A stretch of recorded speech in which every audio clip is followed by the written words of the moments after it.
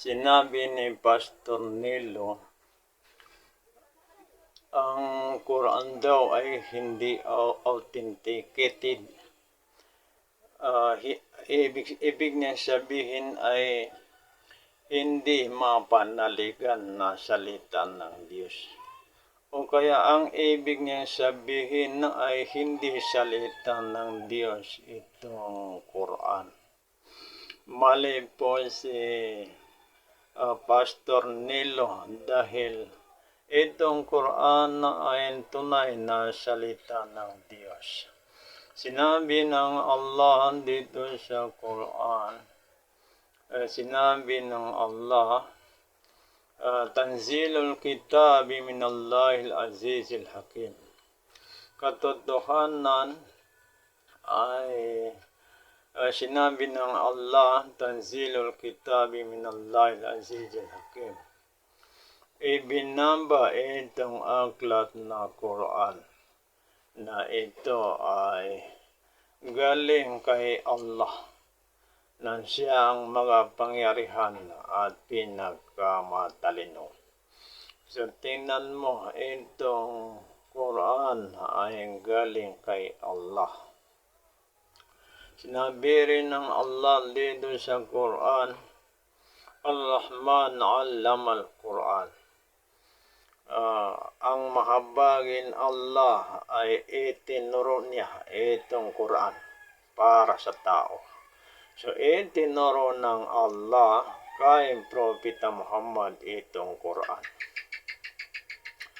At sinabi rin ng Allah dito sa loob ng Quran na itong Quran ay ibinaba mula kay Allah na inaalagaan niya laban sa kasinungalingan.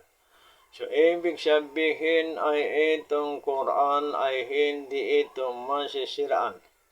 Kaya nga mula noon ay ito ay Arabic na teksto, hanggang ngayon ay Arabic pa rin. Kahit na naisalin sa English o kaya naisalin sa Tagalog o Maranao, ay ganon pa rin na nandoon pa rin yung Arabic, tapos itinabilang sa kanya yung salin niya na Tagalog o kaya English. So, ibig sabihin ay nandoon pa rin ang original na Quran.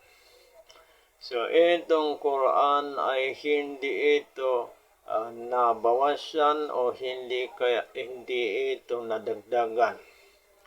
Itong Quran ay lahat ng sinabi dito ay lahat korek. Sinabi ng Allah, Zalikal kitabul la raiba fihi hudal lil muttaqin.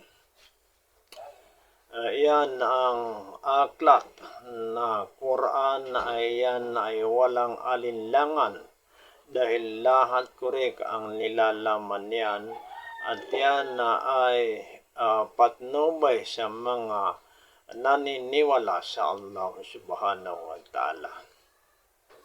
So itong Quran ay lahat ng binanggit dito ay lahat tama. Gaya ng nabanggit dito na si Faraon ay matatagpuan ang kaniyang bangkay na hindi masisira yung kaniyang katawan. So talagang natagpuan yung katawan ni Faraon na nakalutang sa isang dagat diyan sa Egypt na hindi nasira yung katawan niya. So, ibig sabihin ay totoo yung binanggit sa Quran. Isipin mo, nabanggit sa Quran, yun ay mahigit 1,000 taon na nabanggit yun sa Quran na matatagpuan yung bangkay ni Faraon. So, totoong nangyari na hindi nasira yung bangkay o katawan ni Faraon. Hanggang ngayon ay itinago daw ng mga taga-Egypt at makikita yung katawan niya, yun daw ay itinago doon sa isang museum sa Egypt. So yan ang tanda, ang pag binanggit sa Quran ay talagang totoo. At dito rin sa Quran nabanggit na mayroon dalawang tubig o dagat na magkatabi na hindi magkahalo.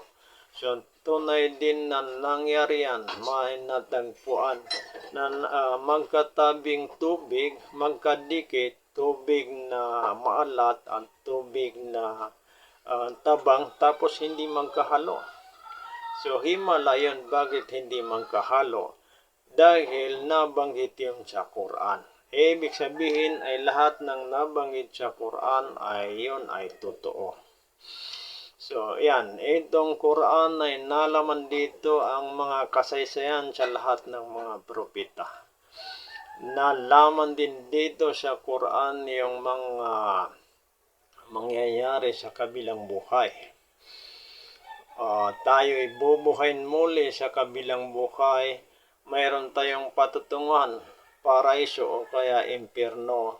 Yung mga tao na naniwala kay Allah, sumunod sa kagustuhan ng Allah, ay sila ay mapapasok sa paraiso.